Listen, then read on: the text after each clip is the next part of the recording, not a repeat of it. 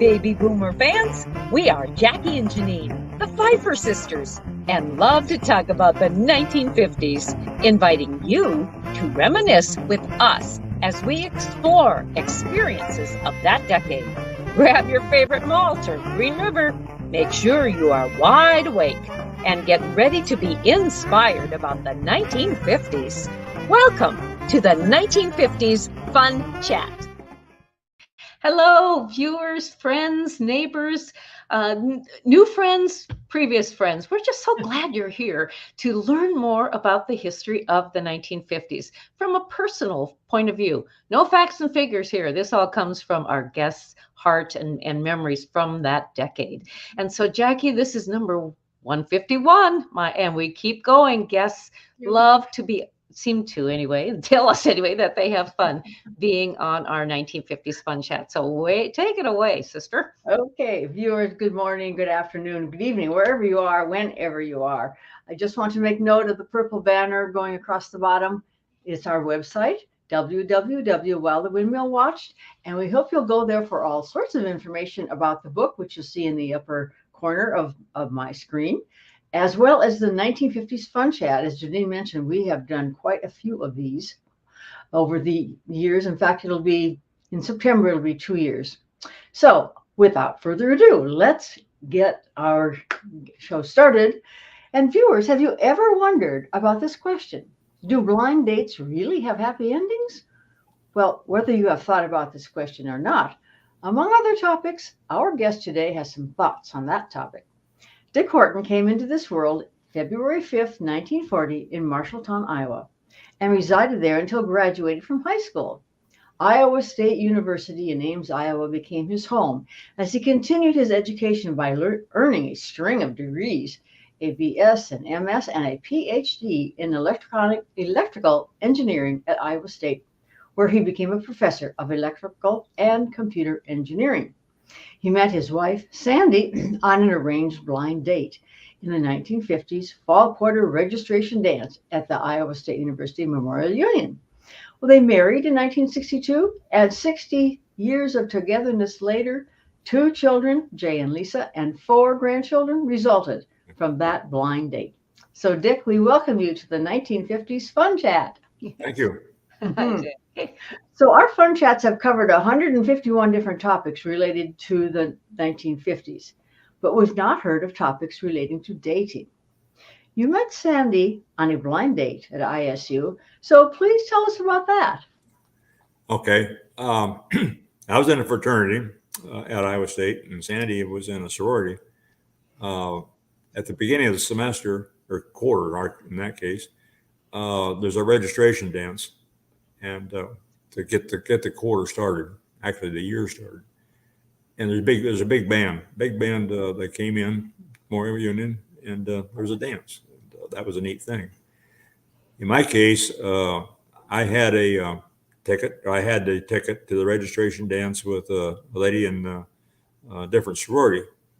And it turned out she called that night to say she couldn't go. So there was a fraternity brother of mine, and we still keep in touch with each other. Went around, waving his ticket that he had, said, "Hey, I've got a ticket to this dance. Anyone want to go?" And I said, "Okay, I'll go." And at that point, then I needed to find a date. Well, my friend Ed called the DZ house, Delta Zeta, for sorority, and she'd been a best friend for life. And they chose Sandy because there had been 3 or 4 of them that were freshman roommates in the same dormitory, and so she's helped me get set up on it. So went over and met her. We went to the dance, had a good time, and after that we went out again and again and again and again. And long story short, we ended up being engaged. It was a wonderful thing to Sandy. She was the daughter of a farmer in Bondurant, Iowa, which is a small town. Agriculture. Her dad was a farmer, and we hit it off. And eventually, 3 years later, we got married. So it's been a great marriage. And that was that. Good for you, Dick. I bet that is such a memorable time for both of you. Oh yeah. Mhm. Yeah. So as in the dating realm there, what was expected of a young man when he asked a lady on a date, such as opening the car door, walking on the outside of the sidewalk, or something that may come to mind Well, to you right now? yeah, nothing special, but yeah, yeah, you did do that. That you dressed appropriately to different events that you went. Yeah, you'd open the car door, sure. You treat them with respect, obviously. Mhm. But it was a So group. In my fraternity, there were about 40 guys. In the sorority, there were about 60 women. Mhm. Mhm. You had activities together, but for the most part, while there uh, were functions between different chapters, and sometimes it was for the whole campus, and sometimes just an individual chapter. Mhm. Dick, in your fraternity, were there ever any guidelines or any teaching sessions about how to treat a woman when you were on a date? Yeah, there were some. We Good. had a house mother. Uh-huh. Every house had to have a house mother, Mhm. and she kept us on the straight and narrow. Wonderful lady. And Yes. if you did something wrong, she'd be on. We learned etiquette with respect to eating, Uh-huh. dating, all those sorts of things that a mother might tell you. Good And for her. she was a wonderful person. House mothers at all the sororities and fraternities have been wonderful. Mhm. But Good. you minded things. You didn't get out of line. That was not a time when everybody wanted to do something different. Okay, did you ever, the term "go Dutch"? Did you at any of your dates, whether with Sandy or anyone else, did you ever go Dutch? Oh yeah, sure. Okay, Yeah, but That's the two of you went with a group. yeah, sure. All of the above. Yeah. Okay, well, explain that to our viewers. Maybe some don't realize what that is. What does that mean, go Dutch? Uh, well, to me, it meant the two of you went out, and you maybe joined another group, but the expenses of whatever there were for eating or whatever, you did yours and they did theirs, and Mm-hmm. so you were sort of on your own to do Mhm. that. Mhm. Mm-hmm. But together. Yeah, went together, That's right. That's and, right. and you weren't limited, obviously, just to the fraternity or sorority. It was anything on campus. It was just an open campus, uh, lots of activities amongst the different fraternities and sororities, but not necessarily just limited to that. Mhm. Well, Dick, your vast history associated with Iowa State University not only includes an electrical engineering education, but also involvement with the Iowa State University Marching Band. Right. And if in our previous conversation, you had been telling me that you knew Joyce Rice, who had been a previous guest of ours. She had been the ISU baton twirler. And it's kind of interesting that you were there at Iowa State at the same time she was. Right. But you played an instrument in the band, and you have quite a marvelous history of that through the 50s and 40s. Tell us about that. Well, I was when I was in grade school, the band director for the school system uh, came around to different classes and wanted see if anybody was interested in that. And I said yes. There were several that did, and so then you had to sit down and audition, if you will, and play a little bit so they could tell a little bit how you did in terms of playing the instrument. And we got together, and we'd have at the school we'd have a band. At the grade school we'd have a band. I started when I was in fourth grade. That's when we went and went around.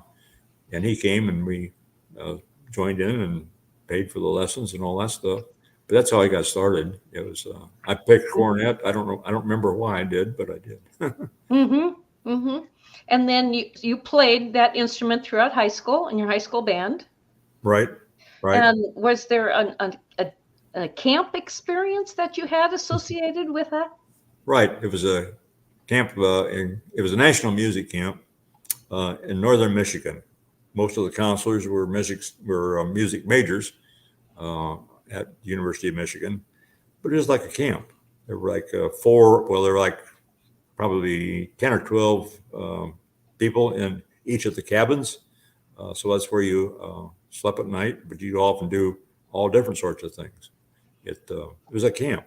We went on canoe trips. Remember, but they had buses that we went on. It was like an African safari bus. We'd all pile on the bus, and they'd drive us around to where we wanted to go and see different things in the area of the camp, of the state and the city. But it was a big deal. You had to audition to get in. Number one, you were recommended by your band instructor, and then you had to audition, that sort of thing, to be able to go. And it was a fantastic camp. It was a camp like any camp. You had activities, swimming, crafting, just anything you might think of in terms of a sport that was available to you. You could do that. They had lessons, group lessons, and that sort of thing. And was this at Interlochen? Was this the Interlochen Music Camp? It's in northern Michigan. At Interlochen? Interlochen, yeah. Yes. That was the city. And I understand that you not only gained something from experience by being there, but you told me previously you left something there too. What was that? My appendix. Yeah. Yes. Yeah. One night, I was not feeling so hot, and the camp counselor, they were all University of Michigan students, sent me up to an infirmary that they had, which was, it's a very good sized infirmary. And the doctor looked at me and did a few things and went, okay, sent me back to the cabin. And later that night, I was asleep, I guess. I was restless, and so he sent me back to the infirmary, and then sent back to the cabin. And the camp counselor who was in the cabin said, "Well, if you're too sick to, come back here and not go play around the instrument, you need to go back to the infirmary." So they sent me back. Later that night, I was restless. One of the folks at the hospital, if you will, was a medical student, and he said, "If you're too sick to not go back to your cabin, we'll take you into town." So they took me into town to the hospital, and went to bed. And apparently that night, I was even more restless. So they decided to take me into the hospital at Interlochen, and they went, thump. It turned out it was more serious than that. They turned out it was my appendix, and so they took me into the hospital in town, and went thump. Next thing I knew, I came out of the operating room. Yes. Yeah.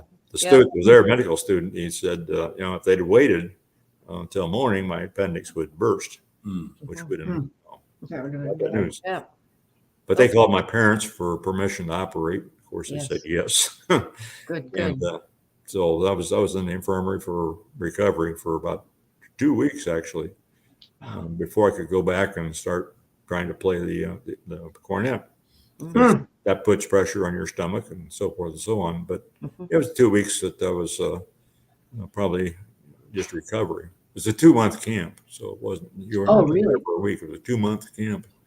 Okay. But I got back and was able to play and get back into the swing of things. But I lost 2 weeks there. Yes. And then it was on to Iowa State. Jackie, take it from there. Oh, well, I was going to ask about this retail store that your parents had and the lessons that you learned concerning customer service that have carried with you through the years. With in high school or? Well, whenever you worked at your family's retail store, what kind of a store was it? Shoe store. What lessons did you learn there? Oh, lots.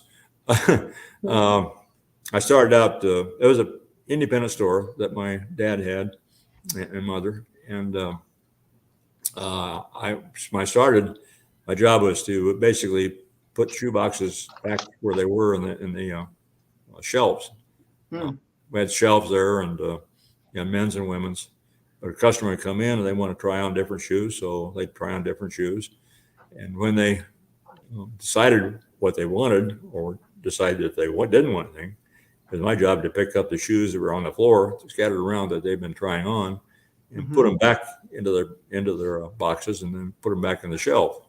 you turn the box upside down if it had been sold, so they knew whether that shoe was available or not, or in that size. But that's where I started doing that. Then eventually I got into selling some shoes in junior high and through senior high, and that was an experience. You learned that customer service is important. You learned that very quickly. Mhm. If you didn't do that, they didn't come back. So Yes. customer service was a big deal. And so if you would have a customer come into your store and say it was a female and she was just looking for shoes and she wanted to try on all these different kinds of shoes, how many different pairs of shoes might she try on before she made a decision? Oh, anywhere from 2 or 3 to probably as many as 10. Uh-huh. Yeah. Yes. That was back in the day when they had spike heels for women. I never knew how they would ever wear them to stand up, but I know, but they were so cool, Dick. yeah. But yeah, I tried different ones, and most of the time they'd pick one, and then we go up and wrap them up, pay for it, go on, and we go back to the next customer. Many of our customers were farmers. Mm-hmm. The farming trade were a big source of customers in Marshalltown, which is in an agricultural area, and that was a business. That was a big part of the business. Men came in and they wanted work shoes and all that kind of stuff that you might want to do. So that was a big part of the business. Did you sell children's shoes? You worked for children wanted shoes, and did you sell many penny loafers or saddle shoes to young girls? Oh yeah. That was kind of the style then. In that era, right. Mm-hmm. But you learn to have customer service, because if you screwed up, they're never going to come back. Mm-hmm. So it was important. You learned that lesson. So let's concentrate on those college degrees that you have there. How have all of your degrees influenced your life's journey? And when you started in college, did you have as your goal to end up with a PhD, or did that just sort of evolve? That just happened by accident. Okay. I came in and started the band and played in grade school actually, and got into junior high. It's a little more competition. You had to try out basically to get into the band to start with. And same way with the marching band. You had to try out, and you either mustered okay or you didn't muster okay. But that was okay. It was you're competing with others that for the position of doing that. So it's worked well. Yeah, and in terms of through high school and then through the university, undergraduate things at the university, I also had to try out for the marching band, which I wanted to do, and that was scary, trying out in front of the band director at a major university. But I did, and I passed, so I was able to join that, and I played in the marching band for all 4 years of college. And actually went out and did some with municipal band in my hometown. Played that. Then eventually, it went by the wayside, and I was more interested in the academic stuff with respect to what I was doing in the band. Yes. Okay. So I can see that the music was very important, and it is important in a person's life. But then you didn't major in music. You had other interests. So tell us how you got into those interests and then eventually gathered these degrees. Okay. Well, I got my bachelor's degree. I didn't know quite where I wanted to go, but it turned out there was a gentleman in Marshalltown, Ray Engel was his name. He was the chief engineer at Fisher Controls, and that was a big deal. He was a bachelor and was well to do. And he got minded. He offered 2 scholarships each year for one of the students graduating from high school. And long story short, I was one of the 2 that were selected. I couldn't believe it, but I was. And I went home after school one day, and sat down for breakfast with my parents. And I said, oh, by the way, I got this. It was a 4-year full ride scholarship to Iowa State. Wow. It's the first time I ever saw my dad break down and cry. Oh. But He was so happy, huh? it worked out. Ray Engel was one of the major donors and starters of Green Hills, where we're living right now, and that was kind of neat. I worked one summer for him in Fisher Controls as an engineer, fledgling engineer, Mhm. electronics, and it turned out to be a great deal. So it's not everybody he started out with the year before me. There were 2 basketball players at Marshalltown in high school that did very, very well. And at that point, you started giving the scholarships. The first year, he gave 2 scholarships to those folks. And then the second year, turned out I got one. I got called to the principal's office. I think, what did I do wrong? So I thought, well, what's going on here? So But had you applied for these, but- or had someone else applied on your Pardon? on your behalf? Had you applied for these awards, or did someone else apply on your behalf? Excuse me, I didn't quite. Okay. Did you, when you received these awards, scholarships, Uh-huh. had you applied for them, or had someone else done that for you? No, well, he gave me a scholarship, and I had to decide where I wanted to go. So I picked Ames at Iowa State. It was close. I knew a lot of folks there, and I wanted engineering, so that's Okay. why I went to Iowa State in electrical engineering. Mhm. It's history from there. Dick, Went on that, and then eventually I got a master's and went there, and I ended up getting a scholarship to that as well through the university. And then my and Dick, through your high school years, we've talked about music and working in your family shoe store. But all of a sudden now there's this interest in engineering. Anything special bring about that idea? well, I got started in it because of one of my classes in high school. Well, 2 of them I really, really liked, and my physics prof was a ham radio guy, so he had a ham radio there in his classroom, and so he fiddled around with that. And that was kind of neat. But just the electronics was kind of fun. I sort of backed into that a little bit, but coming from high school and going into college where they had different things. So I said, well, okay, I'll go there. It was a good engineering school. It was the best engineering school, maybe the only engineering school in the state of Iowa.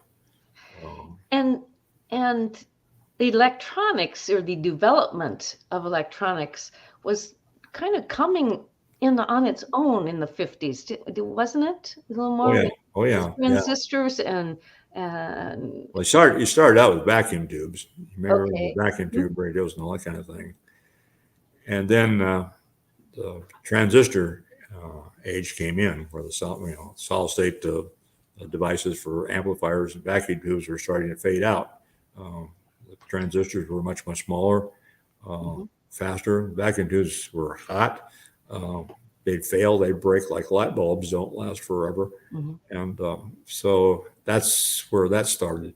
And I was in college. It was the end of my freshman year, I guess, where those really came in. And so I took classes that were based around those kinds of electronics. Sure.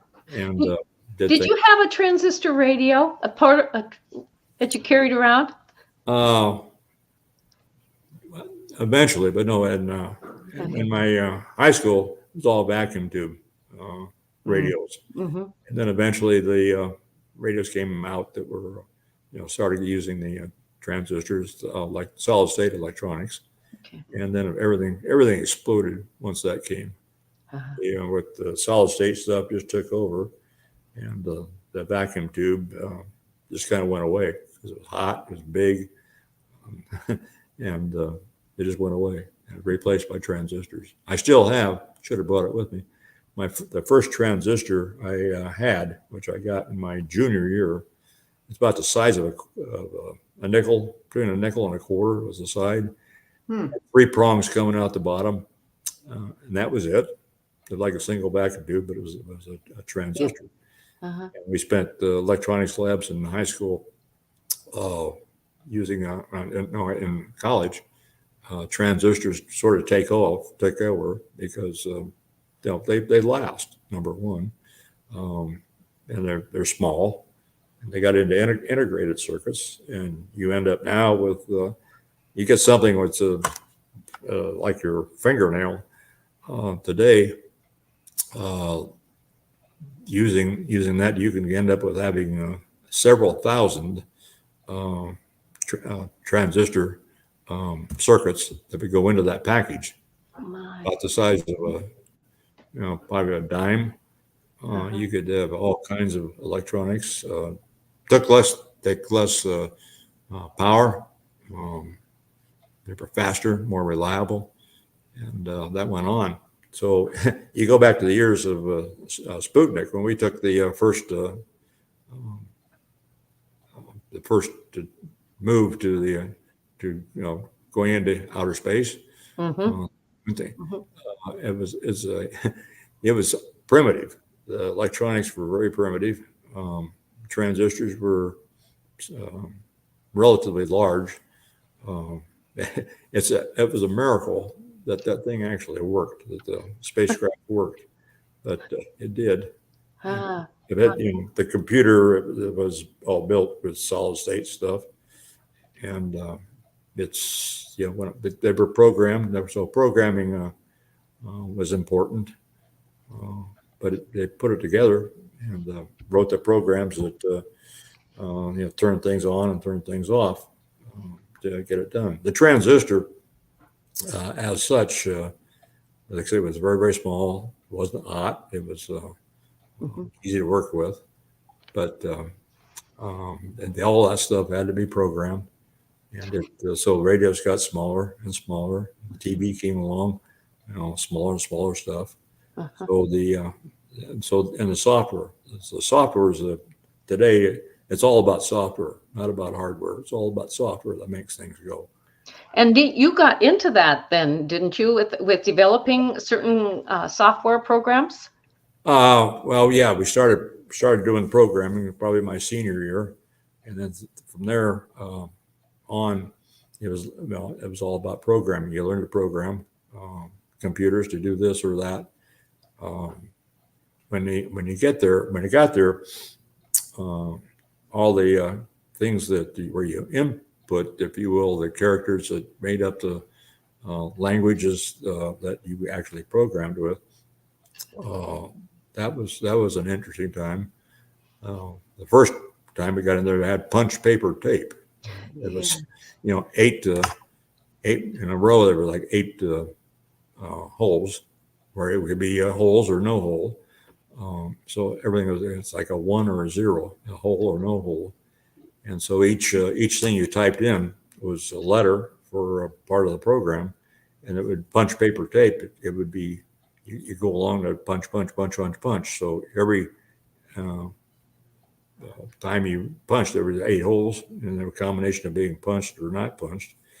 And your program was, as you type in the program from a typewriter, you had different instructions, if you will, for each piece of information going in. That this is like typing on a typewriter. So that worked. The thing that was neat about digital stuff is that go back. The really important thing was that the digital stuff, it was either on or off, 1 or 0, because a hole or no hole. So if you had a punch where there was spot and the little circle was punched through, there was light could go through that hole. There was no hole that it couldn't. So one hole would be a 1, and a 0 would be a 0. It's binary. It's either a hole or no hole. It's binary arithmetic. And this thing, you started out just punching. It had a mechanical reader, which would read the holes. And then later on, it went to optics that could read read those holes or no holes, and then on to the IBM punch card. So they got into punch cards. Boy, what a process in this whole. Yeah, when you program, you're just typing stuff, and you have letters and that kind of thing. You're typing in different holes for combination of holes for each character you might type in.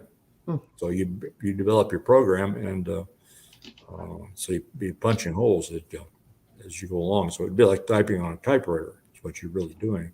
Yeah. And then you go back and read it. Yeah, excuse me. You have invented something that is in use today. Would you tell us about that invention, please, that had to do with a service for colleges, and it's still in use right now, meaning the one sorority. developed for the Pan-Hellenic Association. Okay. The way the sorority system works is that you get in as you're going through rush, they call it now. It's they don't use the word rush. It's but if you're involved, if you wanted to try and get into a fraternity or sorority to live with them, you ended up starting out going to the sorority. Particularly, you went to every chapter once. They had parties. There'd be a group of 15 or so women would come around for a 15, 20-minute short visit. And then after that, they would put in their preference in terms of which ones you want to go back to. So in our case, we had like 16 sororities, I think it was. So you go to all 16 the first round. Then after that, the chapters would say, well, you cut it down. So chapters would like to invite back some subset of the ones that went through the first time. And likewise, the students would choose which one of the sororities that they would like to go back to. And so they go around and go through the parties and that sort of stuff. Then after that, you do the same process again. You narrow down the choices that you wanted or were interested in from the sorority viewpoint, and likewise from the women that were going through recruitment. They used to call it rush, but now it's recruitment. A little better.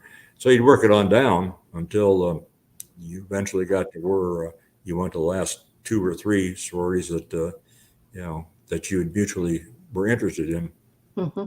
And then eventually you get down to the end, and you get 2 choices, and you pick them, and you get one or none, depending on how they work. There's a Pan-Hellenic, which is the sororities. They have rigid rules in terms of how that works. You invite back, and then you have to select some subset of those to go to the next round, and select some set of those to go back to the next round. And eventually you get down to where you pick the final choice, and you go back for that, and you go through a ceremony. You got the pledge, they call it. You pledge to be a member. Uh-huh. So what did your invention have to do with what you've just been telling us?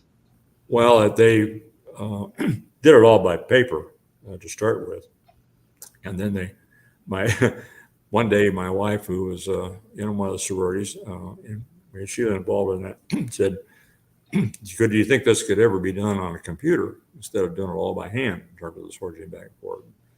I said, "Well, I didn't know." I said, "Well, ask Dick." And so they did. And I said, "Oh, yeah, sure, that could be done." And it turned out they came to us, and we developed a program that would go through and read all this stuff in terms of the preferences coming in from the chapters themselves, and the students themselves were going through looking for an invitation. So you'd have 4 or 5 rounds of those, and we wrote a program that would keep track of who was going where, if there were how many different sets of rounds you go. Typically, depending on the size of the school, 3 or 4 up to as many as 16, and you go through but the reason we did the matching by computer program, there were no errors. no errors. Prior to that, they sort of did it by hand. In our case, and others, they had a minister that went through and did it because he could ensure that he was impartial. But Oh, interesting. but they make, they're human. They make mistakes. Yeah. Not Yeah. many, but they made mistakes, and that's angst. So you, You get some angst over that. But you're we wrote the program and tried it at Iowa State, where I was there. And the advisor to all of this was laying down on a couch while we were doing it, and went through the process, ran it, and then went through the different steps, and eventually got down, and it worked. Mhm. And from that time, the next year, it turned out that two other schools were interested in it. It was Penn State and Kansas that were interested in looking at that program and using it to run there. And they did, and it went well. I went out, Sandy went out to each of those campuses and ran the program for them. Most of the time they were large campuses, medium to large size houses, number of houses. But I showed them how to do it, and they'd actually run the program. We wrote the program, and then we had the way to input the data into our computer. Started out with the Apple III personal computer. That's what we chose to run the program, and go through the different rounds. And at the end of the round, chapters would come back, and the women would come back, say, "Well, I want this, this, and this," and they would put that down, and that data would be read into the computer, and then they came up with, okay, this person goes here at this time, this person goes here at this time. Then you go back to the next round, again to the next round, where each person or each chapter had a limited number that they could take, because that was just part of the Panhellenic thing. You can't bite everybody back for every party. So you narrow your choices down, and eventually you get to the point where, okay, here's the final set of choices, and you either get one or you get none. Dick, is your computer program for Panhellenic or for sororities still in use today? Yes. Yes. In all states, but now it's all done. Quite a few. Electronically through the internet, and the chapters do their own thing. But they just do. I went out and trained the folks in terms of how to use it, how to run it, how to use it, how to manage that. It's so important. The first Kansas and Penn State. There was one other, I can't remember, that I went. So I went out. Sandy went out with me, and we were there through the whole thing. So you brought clarity out of what could have been confusion. Yeah. In that whole thing. You had clarity, and you had certainty that it would work and come out correctly with no errors and such. Well, Dick, we're nearing the end of our chat. This has gone quickly, and it's been a great experience to hear of your experiences through the 50s, from dating to customer service to your desire to be an engineer, and then how you went ahead and you have helped better the college life and the sorority life with your creative mind. Thank you for sharing that with us today. We're so appreciative. Thank you. We ended up selling that program well over 200 universities for their recruitment process, and we had customers from every state in the United States except Maine and Montana and Alaska. But Good for you. Yeah, a brilliant mind. It was fun. They're still doing it, but we're not. You. Jackie, how can you close our program today? Just to remind people to check out the www.wildlywindmillwatch.com and join us again some next time. And when you go to the fun chat, you can review all of the fun chats that we've had. There's something for everyone there. But until that time, tell your friends, even your relatives, about the 1950s fun chat. Thank Until you. next time. Toodaloo. Welcome.